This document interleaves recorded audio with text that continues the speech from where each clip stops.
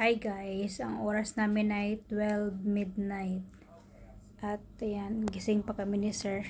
Hi sir. We should say happy Halloween or no? No.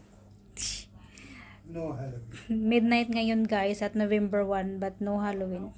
No happy Halloween. Why sir? Not written in the Bible? Yeah, it's not religious. Not religious way daw guys.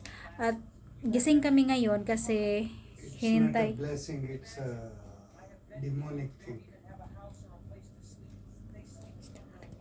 Gising kami ngayon kasi naghintay kami kay madam. Si madam kasi masakit yung tiyan niya at hindi siya kumain ng hapunan.